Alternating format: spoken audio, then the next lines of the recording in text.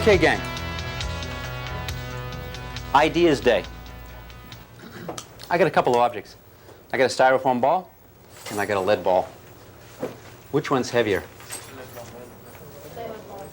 Well, you don't really have enough information to say. But let me ask another question. Which is more dense?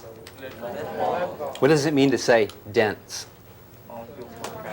More packed together, more compact, right? More scrunched up. And isn't this lead ball, even without weighing it, you can tell this is more dense than this. So we're going to talk about a definition, gang, and the definition is density. Density. Here we go.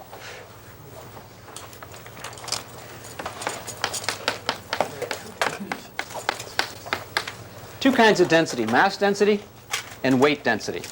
We can say mass density is simply the amount of mass per volume. Or weight density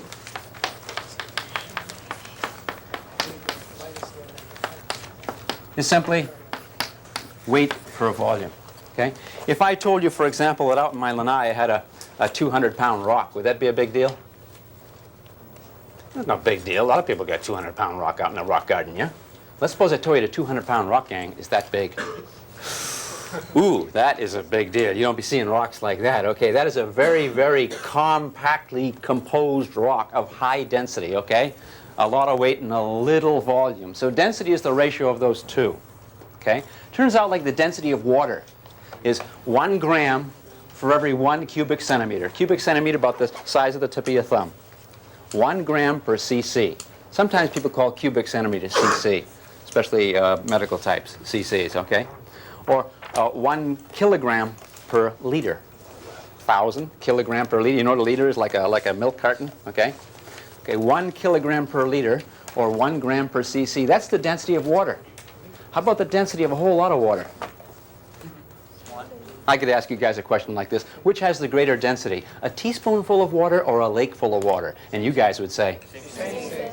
You'd say same, but someone would say, man, there's a lot more water in that lake. And you'd say, yeah, but it takes up a lot more room. See, we talk about density, we talk about one thing compared to the other. Isn't that true? Like you got a Hershey bar. You're going to, someone say, hey, can I have a Hershey bar? And you give them a little tiny piece, right, because you're hungry. Say, hey, how come you got the most? Say, I'll give you the same density as I have. We both have the same density. Isn't that true? The density of that little flake of chocolate, the same density as that big hunk that you're holding, yeah? So density different than weight, yeah? Here's these two objects. I asked before, which of these is heavier? Which of these is too heavier? Hold them both.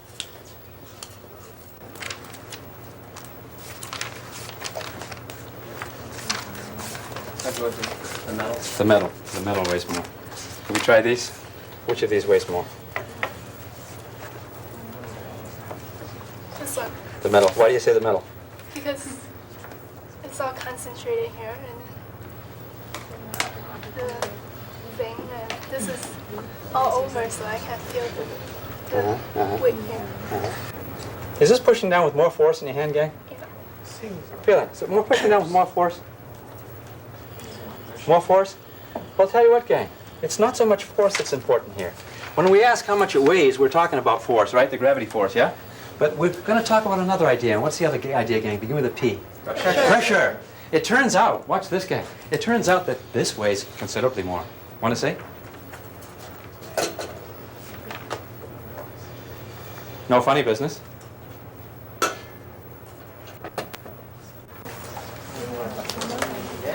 Okay, gang.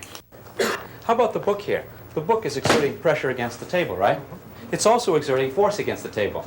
Which is exerting more force? The book like this or the book like this? More force. I'm going to say same. Yeah, because a bathroom scale measures force, yeah? And if you put that in a bathroom scale, it'd be force down the same amount, yeah?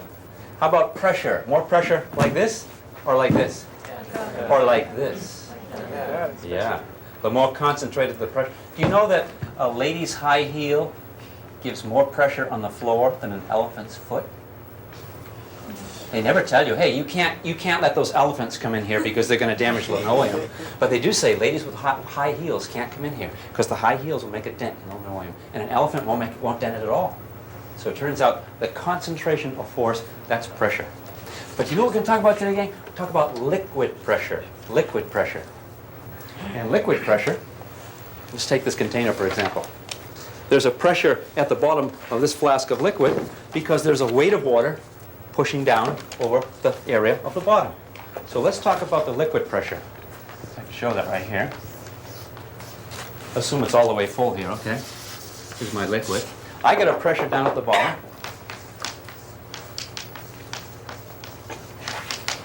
Which equals the weight per, whoops, oh, I didn't define pressure over here.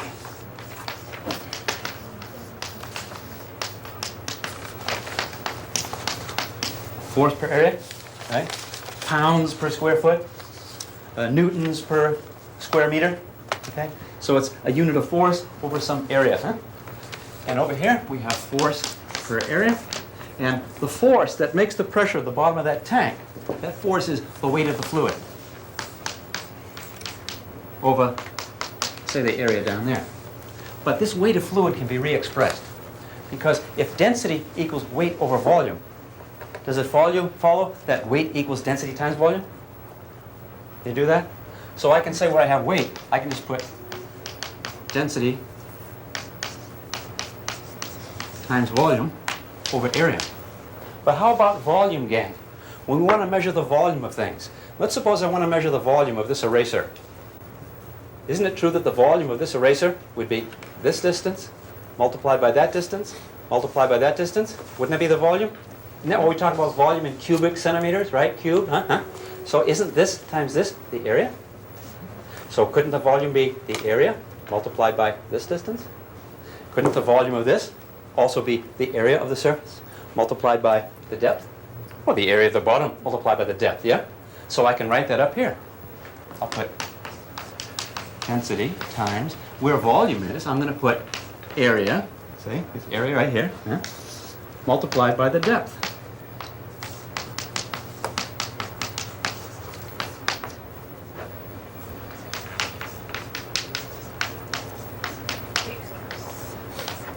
I have area. Are these areas the same? They are. So they cancel out. So you know what I can say? Liquid pressure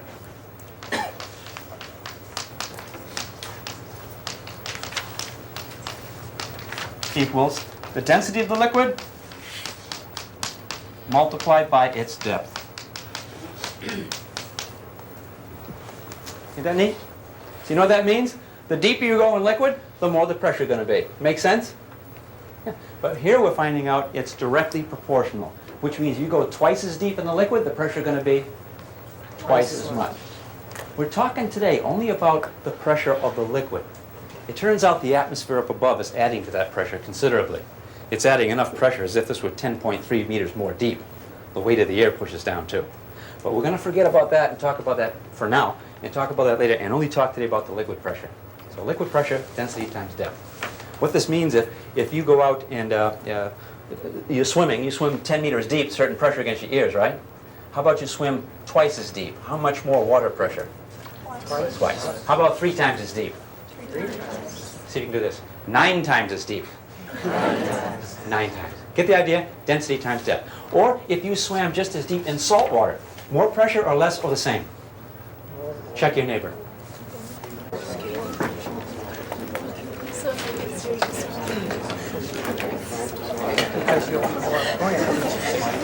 How about it, gang? Which you get more pressure in salt water or fresh water? Salt water. Why salt water? Because it's more dense. See, salt water is a little bit more dense than fresh water. Gang, I want to show you the fact that liquid depends only on depth and density with this little device here. These are called Pascal's vases. What I'm going to do is I'm going to fill up a tank over here, a reservoir. And water is going to flow from this reservoir into here. I'll raise this up. And I'll have water come from here into here. Okay, gang. This little marker reminds me how high that is. And we have a reading that's about up to here. Let me put a little red mark so we can see where it is. Probably something like that, yeah? Okay, now, let's take this down. Let's empty the vase, and we'll put on a bigger vase, and I'll show you something rather remarkable. Okay?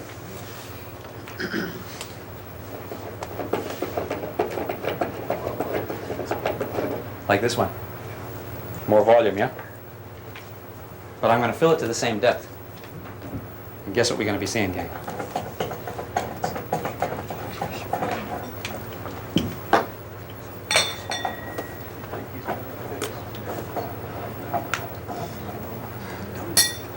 Okay.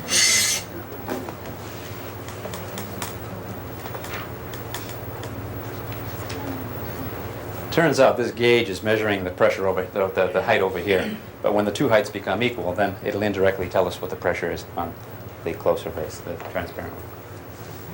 Looks like a little higher.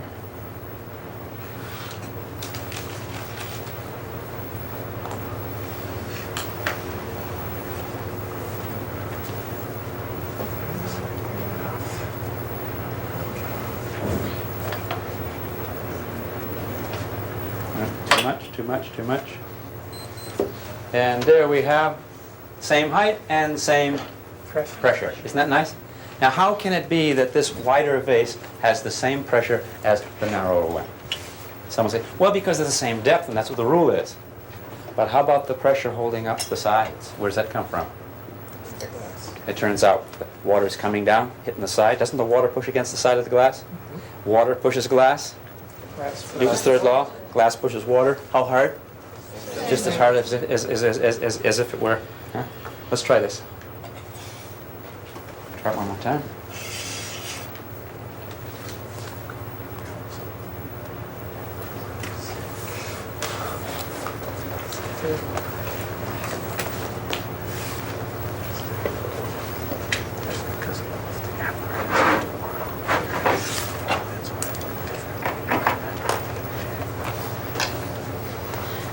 See the vase like that.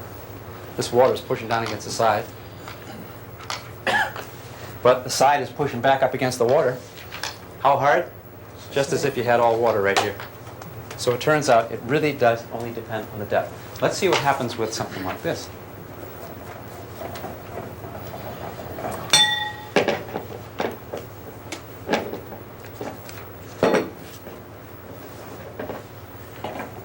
Narrower tube.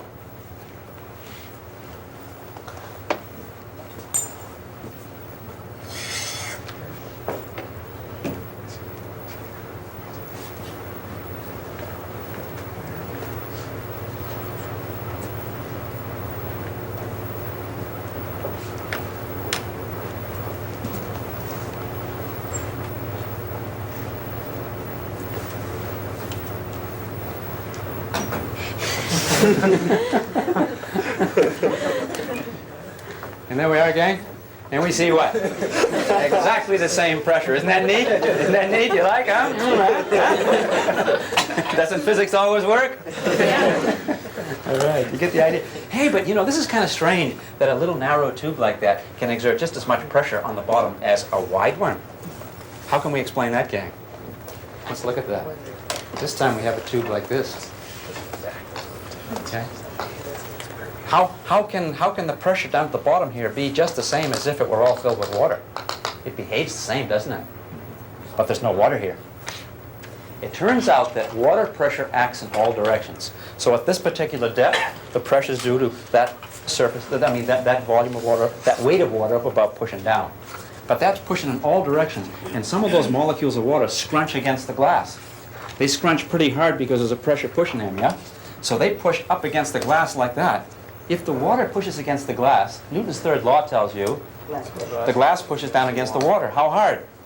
Just as hard as if you had all water up there. So you know what? The bottom doesn't know the difference. It's the depth to the free surface that counts. A beautiful demo I saw of this years ago was a guy had a barrel. There's a wooden barrel. It's old wine barrels. And he filled it with water, completely filled. And at the top, covered in the top, had a hole there, put a pipe. The pipe went up several feet, put a funnel at the top of the pipe, took a bucket of water, smaller than this, climbed the top, poured the water into the funnel, filled up, glug, glug, glug, glug, glug, glug, glug. Guess what happened? Barrel burst. The barrel burst because of the enormous pressure. And here's the bit. The pressure in this barrel is just the same as if he had filled it with that amount of water. It's just the depth to the free surface to where you are That particular depth multiplied by the density of fluid, that's the liquid pressure. Really, really neat. This idea that pressure depends on depth tells us why dams are built the way they are. Do you ever see a dam like this? Good design or bad design? Bad. Very bad design, because the pressure is greater against the bottom, and that's where it should be thicker, not like that, yeah? So we find maybe dams like this, huh? So the pressure down here exerts a force that's great, and there's more force at the bottom than at the top, so the dam is thicker down there simply because why? You've got more force of the water pushing against there. When I was a kid, I lived near Lily Pond in Massachusetts, and Lily Pond had a dam like this. And in that dam, they had these little metal things sticking up like this that annoyed us kids. They were pieces of bar like this. Pairs of them, like one couple here, and a couple here, a couple here. And what we wanted to do is we wanted to ride our bikes across the top of the dam, you know, and skiers and all that kind of thing. But these darn things here prevented us from doing it. And we knew it was a conspiracy between the old folks and us, right? And it turns out these little things here had a purpose. And we found out that purpose on a winter, a spring really, where we had a lot of snow that winter. And there's a lot of water coming down from the hills and filled up that pond. The pond's getting deeper and deeper. And the city workmen come out and they stuck some boards, like shelving boards, just pine lumber, 1-inch pine lumber. And it turns out right in those slots. And that's what they were. They were slots to hold some boards for when the dam got extra deep. And son of a gun, if that dam didn't fill just up like that. And these boards are holding back tons and tons of water. We kids look at that and we say, gee, if the board does that, what was the concrete for? Let me ask you a question. Could we have made it all out of board? No. What would happen to the dam, honey? Begin with SP and with lush. Splush, okay? So it turns, how about if a great big ship comes by here? That board's still gonna hold that water back? If there's no Answer ends with a P. Yep. Now, if the water is moving, a lot of momentum of the water, and it's going to crash into the board, that's different. But if the water is still, it gets deeper and deeper. That water pressure against here depends only on the density of the water, which wouldn't change if a boat came by, multiplied by the depth of the water. So the pressure is not very deep down here at the boards. It keeps getting less. So not very much pressure. Pressure depends on depth. Where's your blood pressure greater, in your feet or in your ears? feet. How many people do you know with varicose ears? Okay, it's the feet. You get more pressure in your feet. Why do you get more pressure in your feet? Because your feet are deeper. Your feet are deeper. How about you walk on your hands? Okay. You look at the veins in your hands, okay? Stand on your hands and you see the veins stand way up. Hold your hands above your head and you can't see the veins. It turns out the pressure, the blood pressure, depends on how deep you are with respect to the pump. The pump's right here, yeah? Why is it when you get your blood pressure checked, they put the little doohickey on your arm right here, right next to the arm, right, the ticker, huh? Same depth. So the pressure in your arm here would be the same pressure here, but more pressure in your feet. Next time they're doing that, get in the doctor's office and do a handstand. That's what they tell them to do. They won't do it, okay? That's not good. I'm going to talk about buoyant force. Buoyant force. You walk into a pond, you grab a big boulder, and you can hold that boulder up pretty well as long as you're under the water, yeah? But you start to walk out of the pond, you carry the boulder with you. You find out the boulder is going to be heavier and heavier, yeah? Someone say, oh, the gravity's not pulling so hard in the water. What do you think? Yep. It turns out under the water, the boulder seems to be lighter. I can show you that here. Here's a boulder, really a piece of metal, yeah? And it's got a certain weight. But what happens when I put this in water? The weight goes down. Is that because gravity's being shielded? Answer ends with the O. No. Begins with an N. Try it. No. No, okay? It turns out it's being buoyed up. It's being buoyed upward. And what's making it buoy upward? So there is a force lifting it. Why does the force of the displaced water lift it? Nobody knows. You believe or not believe? We're going to be knowing, right? Let's take a look at this a little more carefully.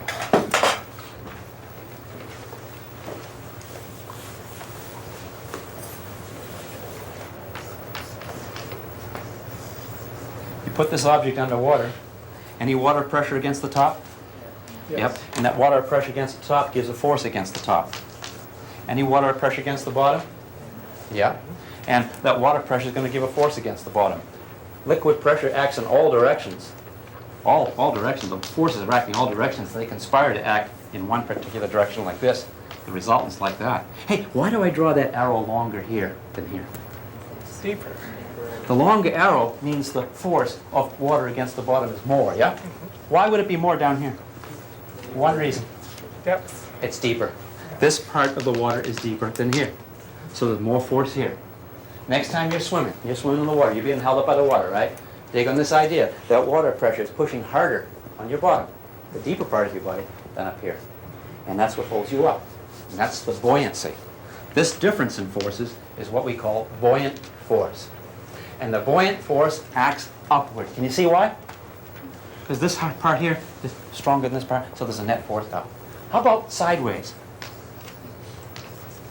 I should be careful to draw these arrows so they're longer than this one and shorter than this one, yeah? But why is it an object is not buoyed sideways? They cancel out. They don't cancel out like this, but they cancel out like that. And that difference in forces gives rise to a buoyant force. And then that's why this was lighter. So it's simply more force of water pushing up against the bottom and the top, and it kind of lifted it. And you saw the scale reading was less. Kind of neat, huh? And there's a reason for that, too. Let's talk about liquid displaced. You've got to get this idea down first. Here's an overflow can. I'm going to pour water in here.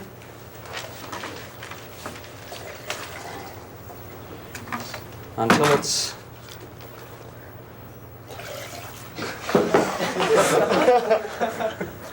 it's just about right. Oh. Nothing like a very smooth lecture again. Now, here's the bit. If I want to measure the volume of this, I could measure the area and multiply by the depth, and I could have the volume. But there's an easier way, especially for something irregular like a rock or something. And all you do is you dunk it in a can that's just at the verge of overflowing, like this, and water is being displaced. See? This is taking up the room of some of the water. I'm displacing water. Now I got a question for you, gang. What's the volume of water displaced compared to the volume of this? Same. Something big will displace a lot of water. Something little will displace a little water. In fact, you could measure the volume right off on the side here. It looks like it's a little bit more than 300 milliliters, and you've got the volume. Ain't that nice? Like a measuring cup, yeah? So any type object, volume can be measured in this simple way. Kind of makes sense, doesn't it? Now, what I'm going to do is this. I'm going to repeat.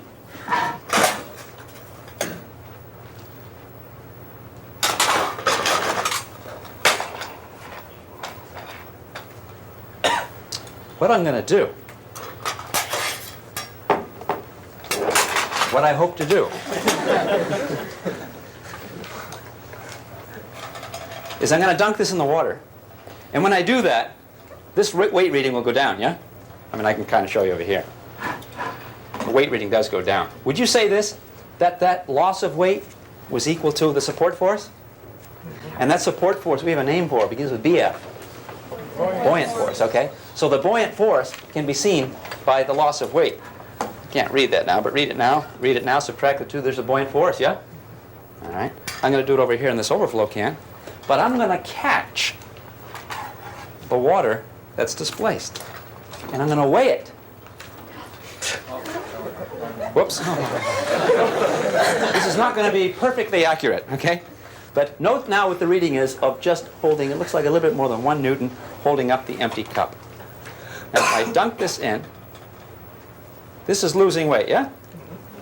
It's because I'm displacing more and more water. There, now this is lost all the weight it can lose. This is still catching water. I want you to compare how much weight did this lose, the suspended weight, and how much weight did this gain? Do you see that they're the same? And that brings us to a very important rule with fluids. And that's this, that the buoyant force that acts on a submerged object is numerically equal to the weight of fluid displaced by the object. Okay? I didn't say the buoyant force is equal to the weight of the object over here. No, it's the buoyant force is equal to the weight of fluid, in this case, water, displaced by the object. Okay? We see that? That's called Archimedes' principle. Archimedes' principle, a very, very important principle. Archimedes' principle is named after a person, no longer with us, a Greek from long, long ago, and his name was Aloysius J. Principle. All right, yes, good, good. In honor of Archimedes. Who's buried in Grant's tomb? Ulysses S. Tomb. That's right, that's why we call it Grant's tomb, right? Okay. Who's Main Street named after? Mr. Who? Street. Mr. Street, you got it. All right. All right.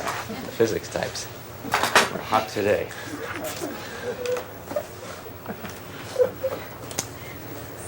If you be understanding this, you can answer this kind of question. Well, let's put it right back over in here. I'm going to take a baseball, and I'm going to put the baseball right here, and I'm going to let the baseball sink a little deeper to here, and then finally to here. It's position A, position B, position C. I got a question for you. At which position, A, B, or C, does the baseball experience the greatest pressure? C. Check your neighbor. Greatest pressure.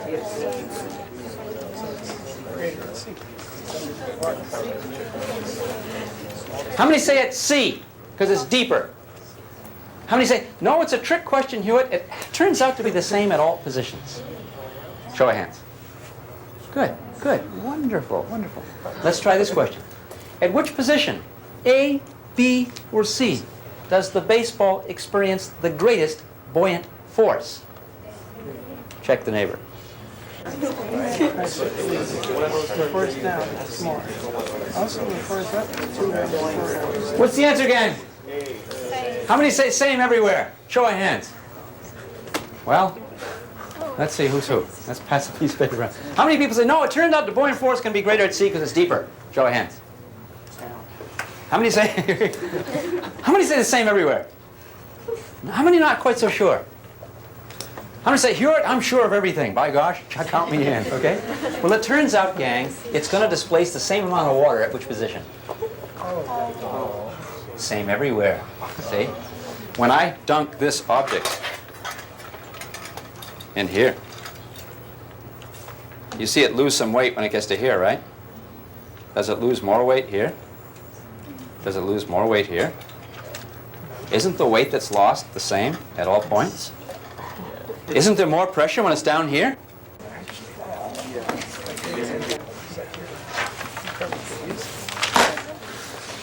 The pressure is greater than up here. True or false?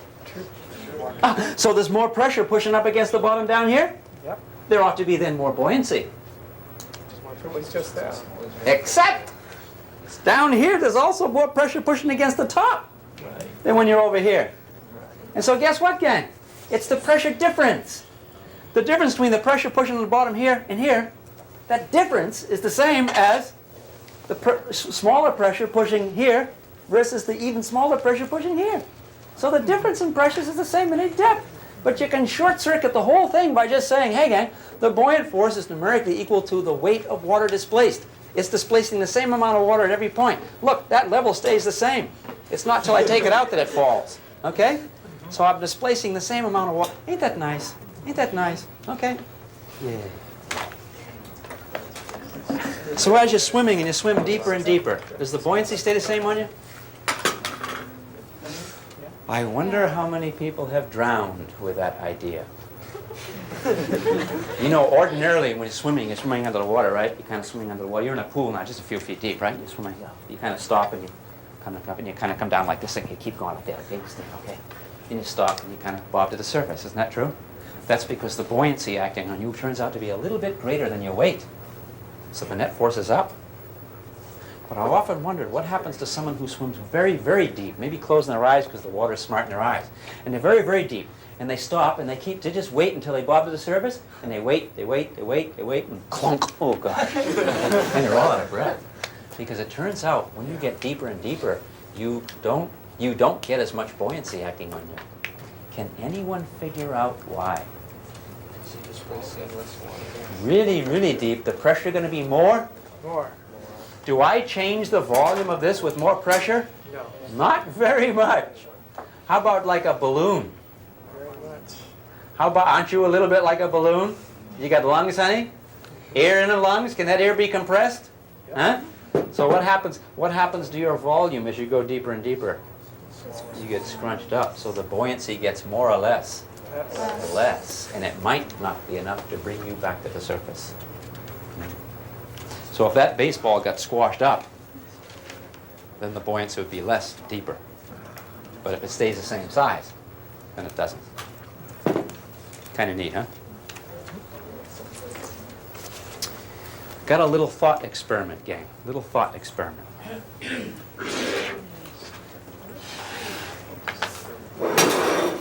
See this great big cubic block of lead right here? Very, very heavy. See it? See this other cubic block over here of aluminum? They look the same, don't they? Notice I have them both painted. What color are they painted? Green. Again? Green. Green. Yeah, they're painted green. Can you see they're both the same shade of green? How many people can't see the same shade of green? How many people? I can't use my imagination. Who? They're both green. In fact, they're the exact same. They look exactly the same, don't they? But if you try to move them, you can find out which one is lead, yeah? Now I take these both identical volume blocks and I push them into the water. Glug, glug, glug, glug. They sink. You got to tell me which one got the greatest buoyant force? The lead, the humongously heavy lead, or the light aluminum? Check the neighbors.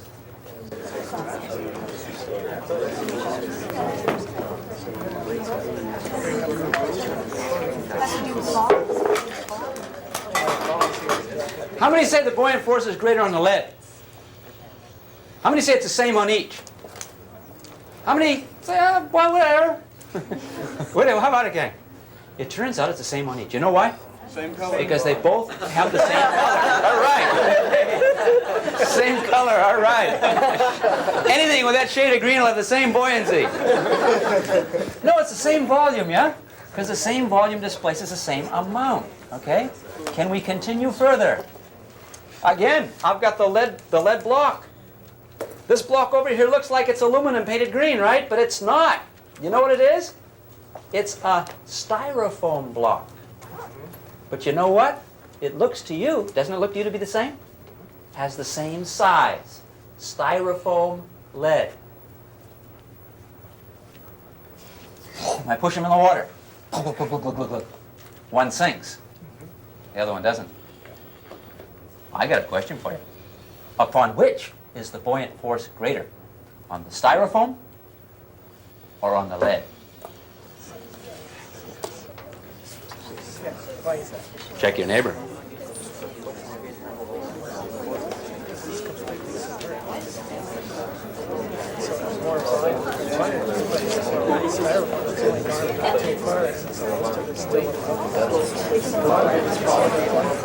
Okay, gang, how many say same? How many say there's more buoyant force on the lead? No, there's more buoyant force on the styrofoam. That's why it floats. None of the above. How about it, gang? How about it? Which one? Lead. Is it the lead? Styrofoam displaces the amount of its weight, same amount of water in its weight. I got a question for you, gang. I got a question for you. You got a ship. The ship's loaded with iron. What's going to happen to the way that ship floats? Sink deeper. It's going to sink deeper, yeah? How about if you got a ship loaded with styrofoam? what happens? What's this with floating anyway? Yep. How come this piece of clay sinks? Some would say, because there's no buoyant force acting on it. True or false? False. There is a buoyant force acting on the clay that's submerged in this colored water, okay? But the buoyant force is how big compared to the weight? Less. How many say, when you drop it, the weight is obviously greater than the buoyant force? Yes. How many are starting to be able to think like that? Or how many people say, well, I'll remember what is going on and try to regurgitate it as best I can? No, no, no. You can see that the fact that it went down, the weight must have overpowered the buoyant force. How could I make the buoyant force bigger? By displacing more water. Let's suppose I take the clay, and now I shape it such that when I put it in the water, it will displace more water. Let's see if it displaces more water. No, it doesn't, okay? Not yet. The buoyant force is not big enough. I'd have to make the volume bigger. Well, I really can't make the volume bigger like styrofoam is all puffed up. But what I can do is I could shape it into the shape of a bowl and make out of it a, guess what, begin with a B. End with oat, okay? A boat. If you told people a few centuries ago that you were going to make a boat made out of iron, honey, they would look at you like you were bonkers, because iron doesn't float. People made boats out of wood. Well, here's this clay. It has the same weight. Watch this. Oh, yuck.